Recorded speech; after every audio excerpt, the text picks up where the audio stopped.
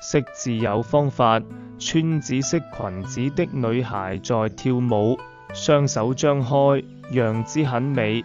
這個字就是女。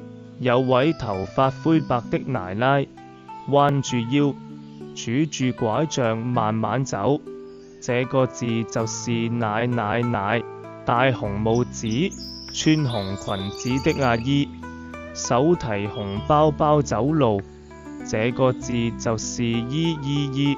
女孩穿粉紅衣服，坐在小凳子上，拿梳子在鏡子前梳頭。這個字就是姐。